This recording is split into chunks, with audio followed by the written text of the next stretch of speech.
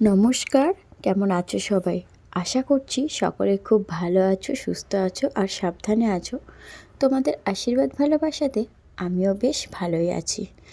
আজকের সকালটা শুরু করলাম একদম ভোরবেলা। এটা কিন্তু ছিল ওই প্রায় 6টার দিকেই উঠে পড়েছিলাম একটু তাড়াতাড়ি, কিন্তু তারপরে আবার একটু গিয়ে শুয়েছিলাম। পুরো অন্ধকার ছিল বলে উঠতে উঠতে ওই 5:50 বেজে গেছে। তারপরেই চলে এসেছিলাম উঠোন ঝাড় দিতে। উঠোনের ওই পাশটা ঝাড় দেওয়া হয়ে গেছে, এখন এইটুকু ঝাড় দিলেই উঠোন ঝাড় দেওয়াটা কমপ্লিট হবে। তো দেখতেই পারছো আমি সোয়েটার টুপি সব পরে রয়েছি, মানে সকালবেলাটা বেশ ঠান্ডা। এখন কিন্তু আস্তে আস্তে ঠান্ডাটাও বেশ জাঁকিয়ে পড়ছে। আর যেহেতু ঠান্ডাটা জাঁকিয়ে পড়ছে, আমারও একটু অসুবিধা শুরু হয়েছে। আমার তো আবার ঠান্ডাতে একটু সমস্যা হয়, তাই একটু বুকের ব্যথাটাও ঠান্ডাতে বাড়তে শুরু করেছে। তো সেই কারণে একটু কাজ করতেও অসুবিধা হয় ঠিকই, কিন্তু কি করব বলো, কোনো কাজই তো ফেলে রাখার নয়। সংসার করতে এসেছি, সংসারের সমস্ত কাজ তো গুছিয়ে করতেই হবে, তাই না? সেই মতেই নিজের কাজগুলো নিজের মতো করে গুছিয়ে করে নেওয়ার চেষ্টা করি, যথাসাধ্য চেষ্টা করি নিজের সংসারের কাজ নিজে যেন ঠিকঠাক মতো করতে পারি। আর সংসারে ছেলেদের যেন কোনো হাত না লাগাতে হয়। ছেলেরা থাকবে বাইরের কাজে, টাকা ইনকামে, আর মেয়েরা করবে ঘর সংসারের কাজ।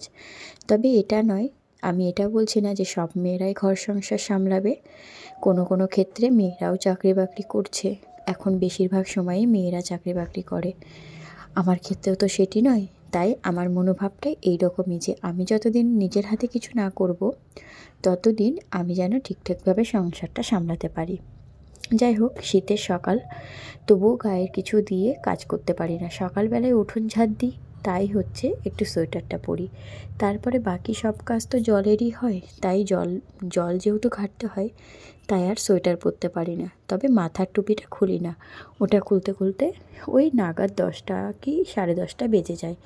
এটা মাথাতে থাকলে তাও কানটাতে একটু ঠান্ডাটা কম লাগে। আর কানেই তো ঠান্ডাটা বেশি লাগে, তাই না? একবার যদি ঠান্ডাটা কানে আর মাথা দিয়ে বসে যায় তাহলেই ঠান্ডা লাগে, গায়ে কিন্তু ঠান্ডাটা অনুভব হয় না। আর যেহেতু সকালে আমার শুধু দৌড়াতে হয়, সেই কারণে গরমও লেগে যায়, আর সোয়েটার পরে কাজ করতে একটু অসুবিধাই হয়। যাই হোক, উঠোন ঝাড় দিয়ে রান্নাঘর মুছে তারপরে কাকা শ্বশুরকে চা আর হচ্ছে একটুখানি বাসক পাতা রস করে দিয়েছিলাম। তারপরে দুজন মিলে এখানে চা খেয়েই চলে এসেছিলাম চায়ের বাসনগুলো ধুতে। এখন চায়ের বাসনগুলো ধুয়ে নিয়ে আগে যাব স্নানের জলটা ভরতে। এখন একটু পরিষ্কার জল দিচ্ছে, স্নানের জলটা ভরে নিয়ে ওদিকে ভাত বসিয়ে দিয়েছি। এমনকি আমার ঘরগুলোও ঝাড় দেওয়া হয়ে গেছে, আর আমি ভাতও বসিয়ে দিয়েছি। প্রায় এখন 7:20 মতো বেজে গেছে। এই সময় ভাত না বসালে তো আর রান্না সেরে উঠতে পারবো না। তাই এখানে ভাত বসিয়ে দিয়ে ঘর বারান্দা ঝাড় দিয়ে ভাত বসিয়ে দিয়েই এসেছিলাম এই বাসনগুলো ধুতে। তারপরে এই যে দেখতেই পাচ্ছ স্নানের জল ভরছি। এটা এখন যেখানে রৌদ্র পড়ে ওখানেই রাখবো। এই জায়গাটা মোটামুটি ভালো রৌদ্র পড়ে। যেই টাইমে আমি এখন স্নান করি, এখন একটু তাড়াতাড়ি স্নান হয়ে যায়। তো সেই টাইমটা যদি এখানে থাকে, তো রৌদ্রটা কিন্তু বেশ ভালো জাঁকিয়েই পড়ে। আর একটু ঘন্টাখানেক থাকলে জলটা বেশ ফুটন্ত গরম হয়, কিন্তু আমি আর রাখতে পারি না। যাই হোক, আমার 2টো বালতিতেই ভরা হয়ে গেছে, আর এই গামলাতে ঠাকুমার জন্য জল রাখবো। তারপরে এসেছিলাম ঘরে।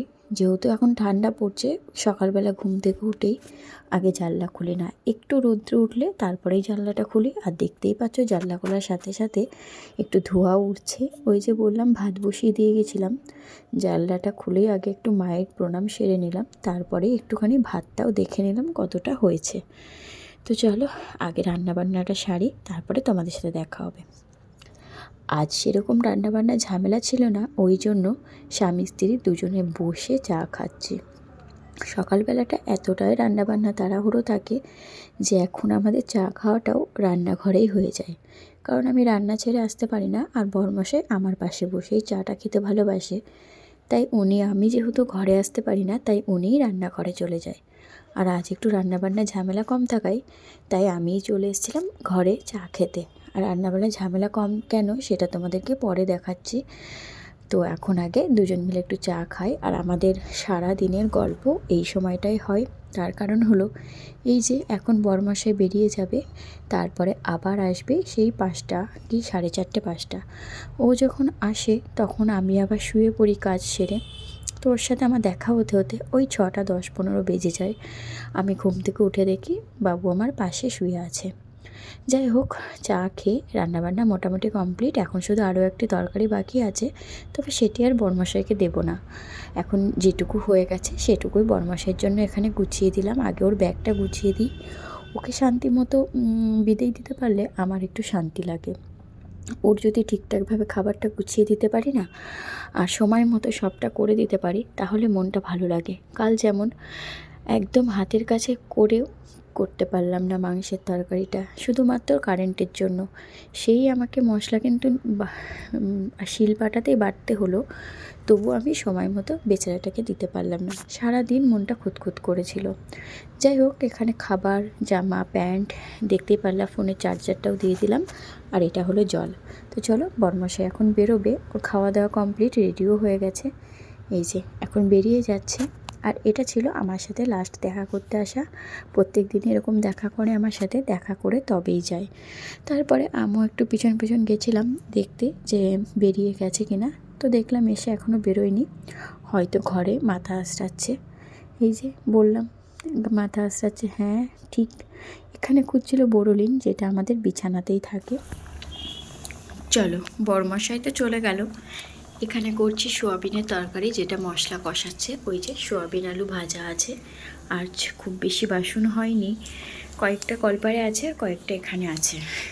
আর এখানে সকালে করেছিলাম পাঁপড় ভাজা, আর কালকের একটু মাংসের তরকারি আছে, যেটা বড়মশাই নিয়ে গেছে, আর একটুখানি আছে।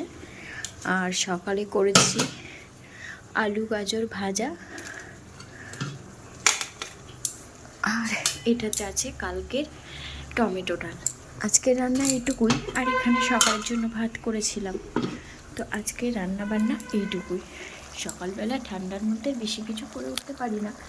এই যে দুপুরের জন্য হচ্ছে একটুখানি সোয়াবিনের তরকারি।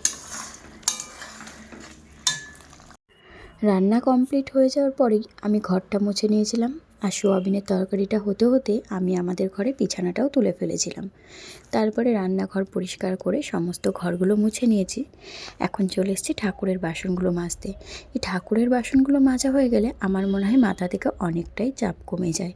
কারণ ঠাকুরের কাজটা যদি একটু তাড়াতাড়ি করে ফেলতে পারি না, মনটা একটু শান্তি লাগে। সমস্ত কাজ করব, যদি আমার সকাল সকাল এই কাজটি না হয়ে ওঠে, মনে সারাদিন খুঁতখুঁত লাগে। আর যতক্ষণ এই কাজটা না হয়, মনে হয় যেন আমার কাজ শেষই হয়নি। যাই হোক, সেই জন্য ঘরটা মুছেই আগে ঠাকুরের বাসনটা মাজতে আসি। তার কারণ হলো, এই কাজগুলো করে যদি আমি ঘর মুছতে যাই, ততক্ষণে ঠাম্মা আবার বাইরে চলে আসবে। এবার ঘর মুছতে গেলে ঠাম্মাকে আবার ঘরে দিতে হবে, কারণ আমাকে তো বারান্দাটা মুছতে হবে। আর যেহেতু আমি বারান্দা মুছে ফ্যানটা চালিয়ে দিই, উনি তো এখন এই ঠান্ডার মধ্যে এত ঠান্ডা সহ্য করতে পারবে না। তাই আমি আগে করি, রান্না হয়ে গেলে রান্নাঘর পরিষ্কার করে বিছানা গুছিয়ে আগে ঘরটি মুছে নিই, তারপরে এই কাজগুলো করতে আসি। ঘরটা মোছা হয়ে গেলে উনি এখন যখনই আসবে নিশ্চিন্তে বেলা 1টা পর্যন্ত রৌদ্রে বসে থাকতে পারবে। সেই কারণে ঘরটা আগে মুছে নিই। যাই হোক, চলো এখানে বাসনগুলো মেজে নিই।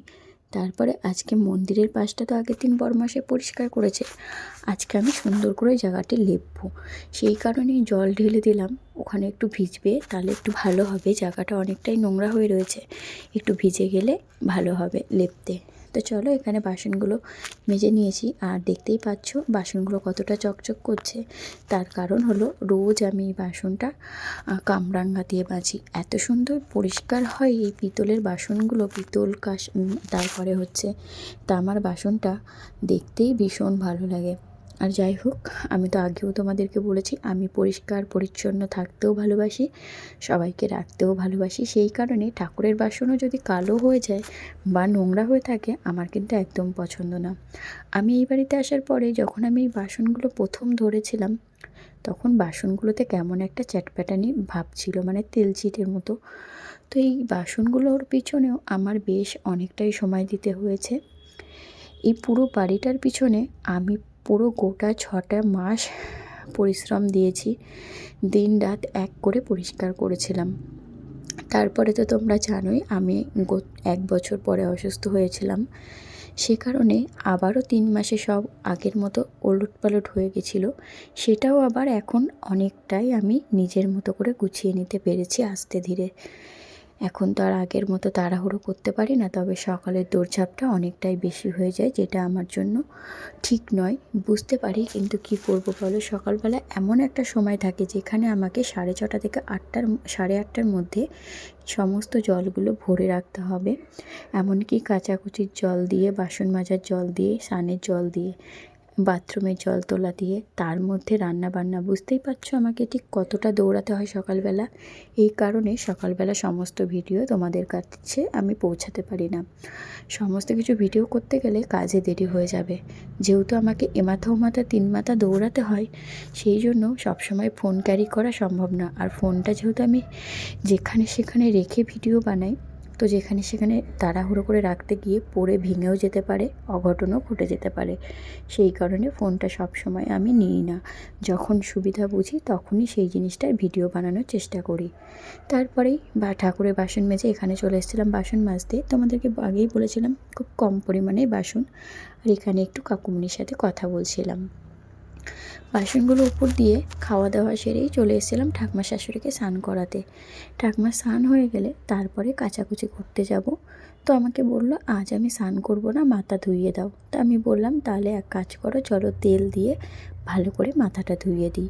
এখন ওনাকে গা হাত পাটা ভালো করে ধুইয়ে মাথা ধুইয়ে নাইটিটা চেঞ্জ করে দেবো। আজ সকালে খুব ঠান্ডা পড়াতে সকালবেলা ওনাকে আর টানা হাঁচড়া করিনি নাইটিটা খোলার জন্য। বাসি নাইটি তো একেবারে স্নান করার সময় খুলতে পারে, উনি তো আর পুজো টুজোর কোনো কাজ করে না, সারাদিন শুয়ে বসেই থাকে। সেই কারণে সকালবেলা টানা হাঁচড়া করিনি। এখন একটু রোদ্দুর পড়েছে তো বললো একেবারে এখনই ধুয়ে দেবে। আমি বললাম তাই দাও, আমি তো এখনও জামা প্যান্ট কাচিনি, তার সাথেই একেবারে তোমার নাইটিটাও কেচে দেবো। আমি কিন্তু ঠাম্মার নাইটিও রোজেরটা রোজ কেচে ফেলি, কারণ উনি বয়স হয়েছে, ওনার এখন যত পরিষ্কার পরিচ্ছন্ন রাখা হবে উনি তত ভালো থাকবে। চেষ্টা করি ওনার প্রতি যতটা পারা যায় করার, ওনার যাতে কোনোদিনও আক্ষেপ না থাকে যে উনি অযত্নে মারা গেছে। যাই হোক, আমার শরীরে আমার যতটুকু ক্ষমতায় হয় ততটুকুই ওনার প্রতি আমি যত্নশীলভাবে কাজ করার চেষ্টা করি। যাই হোক, ওনাকে মাথাটাও ধুয়ে দিয়েছি, গা হাত পাটাও ধুয়ে দিয়েছি, এখন মোছানোর পালা। মুছিয়ে নাইটিটা দেখতেই পাচ্ছ হাতের কাছেই রেখেছি, যাতে নাইটিটা খুলেই আমি এখন এই নাইটিটা পরিয়ে দিতে পারি। আর আজকে মাসিরা কাজে এসেছিলো ঠিকই, কিন্তু প্রচুর ধুলো উড়িয়েছে ওরা, যে কারণে আমার সমস্ত কাজ আবারও দ্বিতীয়বার করে করতে হয়েছিল। খুব খাটনি হয়েছিল জানো তো। যাই হোক, চলো এখানে ঠাকুমার একটুখানি মাথাটা আশ্রে দিয়ে তারপরে যাব আমি জামা কাপড় কাচতে। তারপরে আমি নিজেও একটুখানি শাখা পরিষ্কার করবো আজকে ভেবেই রেখেছি, যেহেতু কাজ হয়ে গেছে। তো তারপরে আমি জামা কাপড়টা কেচে নিয়েছিলাম, তারপরে এসেছিলাম ঠাকুমার চুলটা বাঁধতে। ঠাম্মা বললো চুলটা শুকিয়ে গেছে, একেবারে বেঁধে দিয়ে যাও। আমি বললাম তাহলে স্নানে যাওয়ার আগে একেবারে বেঁধে দিই। চুলটা বেঁধে দিয়ে সোয়েটারটাও পরিয়ে দিলাম। হালকা হালকা ভালোই হাওয়া হচ্ছে, তুমি যতই রোদে বসে থাকো হাওয়া হচ্ছে। তো আমাদের জামা কাপড়গুলো দেখেই বুঝতে পারছো হাওয়াটা ঠিক কী পরিমাণে হচ্ছে। সেই কারণেই মাথার টুপিটা আর সোয়েটারটা আমি পরিয়ে দিলাম। এখন যাব আগে আমি শাখা পরিষ্কার করতে, তারপরে যাব স্নানে। এই যে চলে এসেছি শাখাটা পরিষ্কার করতে। নিজের কাজের ফাঁকে ফাঁকে নিজের কাজগুলোও করি। নিজের শরীরের যত্ন নেওয়া সেটা তো এখন আর হয় না, ত্বকের যত্ন নেওয়াও হয় না, তবে এই শাখাটা পরিষ্কার করে রাখতে আমার বেশ ভালো লাগে। শাখা পরতেও যেমন ভালো লাগে, সেটা পরিষ্কার থাকলেও ভালো লাগে। আর নতুন শাখা পরেছি, তার শাখাটা না খুব সুন্দর সাদা ধবধবে, একদম দুধের মতো সাদা। একটু পরিষ্কার করলেই সাদা হয়ে যায়। যেহেতু এই একা হাতেই সমস্ত কাজবাজ হয়, তো একটু নোংরা হয়, তবে যখনই সময় পাই আমি এটা পরিষ্কার করে রাখার চেষ্টা করি।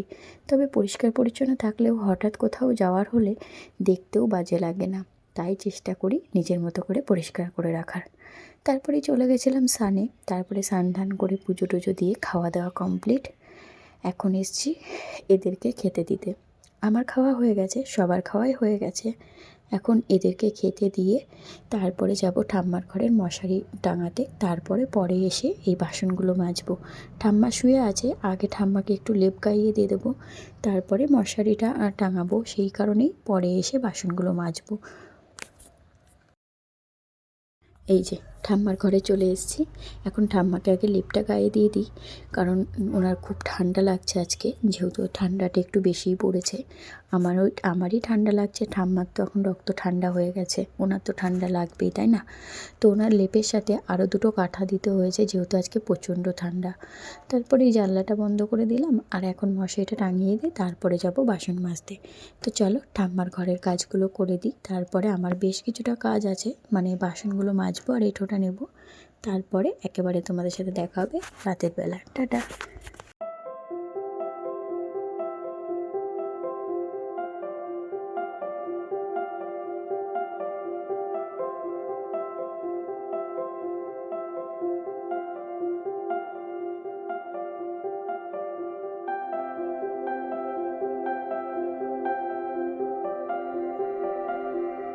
চলে আসলাম একেবারে রাতের বেলা। দেখতেই পারলাম বড়মাসে ফুচকা নিয়ে এসছে অনেক দিন পরে। এখন আমি বাইরে যেতে পারি না ঠাম্মার জন্য, সেই কারণেই মাঝে মাঝেই বড়মাসে আমার পছন্দের খাবারগুলো বাড়িতেই নিয়ে আসে। ঠিক সেরকমই আজকে এনেছিল ফুচকা। এর আগের দিন তোমরা ভিডিওতে দেখেছো গুড়ের রসগোল্লা এনেছিল, তবে আজকে এনেছিল ফুচকা। তবে আজকে আরও একটি জিনিস এসছে আমাদের বাড়িতে। যেমন বড়মশাই আমার পছন্দের ফুচকা এনেছে, তেমন আমার ভাসুর আমার পছন্দের গুড়ের রসগোল্লা এনেছে, তাও আবার গরম। তো সেটা খাবো রাতের খাওয়া দাওয়ার পরে। ফুচকা খেয়ে ভাত বসিয়েই এখানে এসেছিলাম আমার ঘরের আলমারিটা একটু গোছাতে। এই আলমারিটা যখন আমার বিয়ে হয়েছিল তখনই কোনো রকমে গুছিয়ে রেখেছিলাম, তারপরে আর কোনো দিনও গোছানো হয়নি। তখন কোনো রকম বলতে, তখন আমি পুরো একটা ফাঁকা সংসারে এসেছিলাম। তখন আমার কোনো কিছু গোছানো ছিল না, পুরো সংসারটা নিজের হাতে গোছানো হয়েছিল। সেই কারণেই তখন কোনো রকমে যেটা যেখানে পেরেছিলাম ঢুকিয়ে রেখেছিলাম। শুধু যেই জায়গাটায় শাড়ি থাকে সেই জায়গাটায় মাঝে মাঝে একটু গোছানো হয়, বাকি পুরো আলমারিটা কোনোদিনও আমার গোছানো হয়নি গোটা একটা বছরে। তো সেই কারণেই আজকে চলে এসেছিলাম আলমারিটা গোছাতে। তো ওদিকে ভাত হচ্ছে, এদিকে আমি আলমারির একটা সাইডটা গুছিয়ে নিয়েছি। এই পাশটায় ছিল কাঁথা আর আমার চুড়িদারগুলো, যেগুলো আমি শিফট করেছি ওই পাশটাতে। আর এই পাশটাতে রাখবো আমার বিয়েতে পাওয়া যে শাড়িগুলো আছে, ছাপা শাড়ি, সেগুলো আর আমার বাড়ির থেকে দেওয়া কাঁথাগুলো। তোমাদেরকে আজকে আমি দুটো জিনিস দেখাবো। সেটা হলো আমার মায়ের হাতে আমার মায়ের হাতের আসন, আর আমার শাশুড়ি মায়ের হাতের আসন, আর আমার দিদার হাতের কাঁথা। চলো আগে এগুলো পরিষ্কার করে গুছিয়ে নিই, তারপরে তোমাদেরকে দেখাচ্ছি। যেহেতু 1.5 বছর আগে এগুলো সব গুছিয়ে রেখেছিলাম, তারপরে আর গোছানো হয়নি, তারপরে আর এগুলো মোছাও হয়নি। সেই কারণেই একটু ধুলে পড়েছিল, ওই জন্য একটু ভালো করে মুছেও নিচ্ছি। তারপরে এখানে পেপারও পাতবো। পেপার না পেতে না আমি কোনো জিনিস রাখি না, সমস্ত জায়গায় পেপার পেতে পেতে তার উপরে জামা কাপড় রাখি। তো এইসব শাড়িগুলো কিছু ছিল আমার আইবুড়ো ভাতে পাওয়া, কিছু ছিল বিয়েতে পাওয়া। সব নিয়ে এসেছিলাম না, যে কটা আমার পছন্দ হয়েছিল সে কটাই মায়ের কাছ থেকে এনেছিলাম। কারণ আমি শাড়ি খুব একটা পরি না, দেখেইছো তোমরা ভিডিওতে, বেশিরভাগটাই নাইটি পরি। ওই হাতে গোনা কয়েকটা শাড়ি যখন বিয়ের পরপর পরতাম, সেই সময় যে কটা বার করেছিলাম সেই কটাই। আর এই সব বেড কভারগুলো সব বিয়েতে পাওয়া, কিছু এই বাড়িতে পাওয়া, কিছু বাপের বাড়ির থেকে এনেছিলাম, বেশিরভাগটাই বাপের বাড়ির। কারণ আমার বাপের বাড়ি নিমন্ত্রিত বেশি ছিল আর এ বাড়িতে কম। সেই কারণে এই বাড়িতে হাতে গোনা বেশ কিছুটা জিনিস পেয়েছিলাম, যে কটা পেয়েছিলাম ভালোই পেয়েছিলাম। যাই হোক, এগুলো সমস্ত কিছু আমার বেড কভার। আর চলো এবার তোমাদেরকে দেখাবো আমার মায়ের হাতের আসন। এই যে এই দুটো আসন আমার মা আমাকে দিয়েছিল, এই দুটো আসনই আমার মায়ের হাতের। উপরের আসনটা আমার ভীষণ পছন্দের, আর নিচেরটা মায়ের পছন্দের। এই দুটো মা আমাকে দিয়েছিল। আর এইগুলো হলো আমার শাশুড়ি মায়ের, যেগুলো আমার বিয়ের পরে আমার ভাসুর এতদিন যত্ন করে রেখেছিল। বিয়ের পরে আমার ভাসুর আমার কাছে যত্নে রাখতে দিয়েছে। এখানে 4টে আছে। মায়ের হাতের কাজও কিন্তু খুব সুন্দর ছিল। পরে যখন ভাগ হবে, আমার ভাসুরের যখন বিয়ে হবে, তখন আমার দুটো আমার ভাসুরের দুটো এরকম হিসাব করেই রাখা আছে। আর এই কাঁথাটা আমার দিদার হাতের, অনেক পুরনো, যেটা আমার বিয়ের সময় দিয়েছিল। আর এই কাঁথাটি আমার দিদা কমপ্লিট করতে পারেনি, তার মধ্যে উনি মারা গেছে। এটা পরে কমপ্লিট করাবো, পরে তোমাদেরকে একদিন খুলে দেখাবো। কাঁথাটা ধরলেই মনটা বড্ড কেঁপে ওঠে দিদার জন্য। আর আমার বাড়ির থেকে মোট 5টা কাঁথা দিয়েছিল, এই একটা আর এই দুটো সাদা কাঁথা, আর দুটো তোমাদেরকে পরে দেখাচ্ছি। আগে চলো জামা কাপড় এগুলো সব গুছিয়ে রাখি।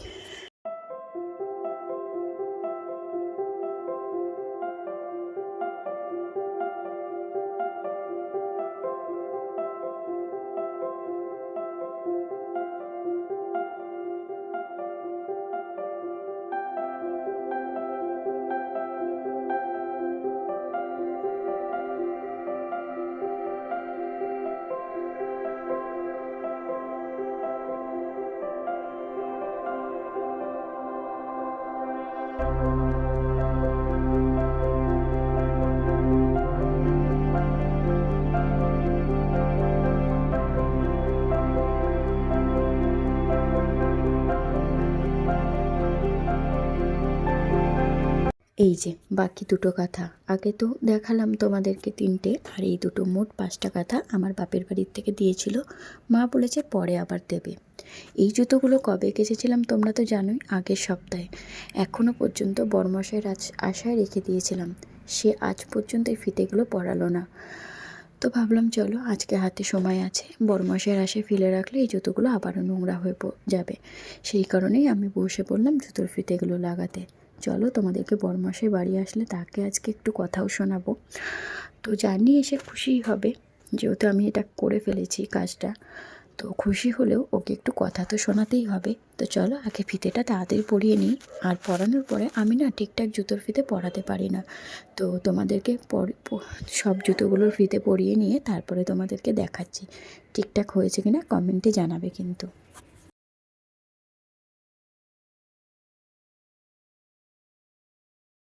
এই যে দেখো তো ঠিকঠাক হলো কি না। চলো এবার তোমাদেরকে শোনাই আমার বড়মশাইয়ের বক্তব্যটা। জুতোর ফিতেগুলো কাল লাগানোর কথা ছিল, আমি জানতাম তোমাকে দিয়ে আমি যদি এই জুতো 1 বছরও ফেলে রাখি, তাও এই জুতো ওরকম পড়াই থাকবে। জুতো ফেলে রেখে রেখে আমার নোংরা হয়ে যাবে, তবুও ফিতে লাগানো হবে না, ঠিক তো? হ্যাঁ, তাড়াহুড়োর সময়। চলো জুতো পরিয়ে চলে এসেছিলাম এই রান্নাঘরে। ভাত, ডাল সিদ্ধ করেছি, আর গরম ভাত, সাথে একটুখানি গরম গরম ডিম ভাজা। এটা আমার কাকা শ্বশুরের খাবার। আর দুপুরের ছিল একটুখানি সোয়াবিনের তরকারি। তো আজকে আমাদের রাতের মেনু এইটুকুই। আর ওই যে আগেই তোমাদেরকে বললাম ভাসুর এনেছে আজকে গরম রসগোল্লা, লাস্ট পাতে গরম রসগোল্লা কার না ভালো লাগে। তো চলো তোমাদেরকেও একটু মিষ্টি মুখ করিয়ে আজকের ভিডিওটি এখানেই শেষ করছি। সবাই সুস্থ থেকো, ভালো থেকো, সাবধানে থেকো, আর নিজের আপনজনদের ভালো রেখো।